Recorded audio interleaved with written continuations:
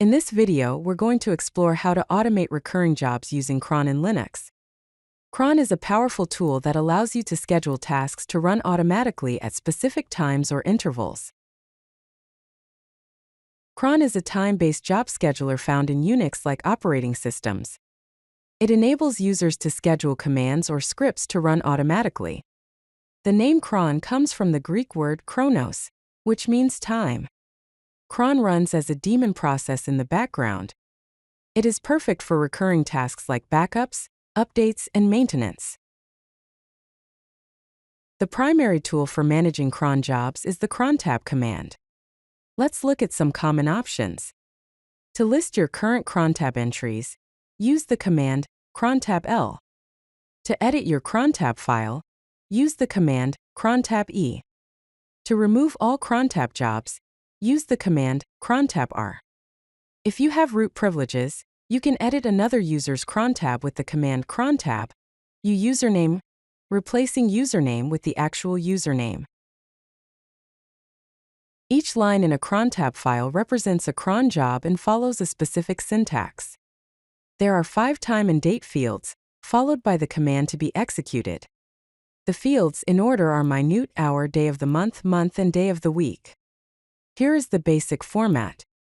The first field is the minute, ranging from 0 to 59. The second field is the hour, ranging from 0 to 23. The third field is the day of the month, ranging from 1 to 31. The fourth field is the month, ranging from 1 to 12.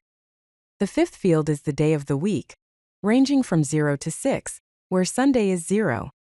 After these time and date fields comes the command to execute. Crontab uses special characters to define when jobs should run. The asterisk symbol matches any value. For example, if you put an asterisk in the hour field, the command will run every hour. The comma specifies a list of values. For example, 1,3,5 in the day field means the first, third, and fifth days of the month. The hyphen specifies a range of values. For example, 1-5 in the weekday field would mean Monday to Friday. The / specifies step values. For example, /10 in the minute field means every 10 minutes. Let's look at some practical examples of crontab entries. To run a script every day at midnight, use the following entry: 00 ****, followed by the path to your script. To run a backup every Monday at 3:30 a.m., use the following entry: 33 ***1, followed by the path to your backup script. To run a cleanup script every hour, use the following entry: 0 ****, followed by the path to your cleanup script. Finally, to run a system update on the first day of every month, use the following entry: 041 ***, followed by the path to your update script. Crontab also supports special strings as shorthand notations for common schedules. At reboot, we'll run a script once at startup. For example, at reboot followed by the path to your script. At yearly or at annually, we'll run once a year at midnight on January 1st. For example, at yearly followed by the path to your script. At monthly, we'll run once a month at midnight on the first day. For example, at monthly followed by the path to your script. At weekly, we'll run once a week at midnight on Sunday. For example, at weekly followed by the path to your script. At daily or at midnight, we'll run once a day at midnight. For example, at daily followed by the path to your script. Finally, at hourly, we'll run once an hour at the beginning of the hour.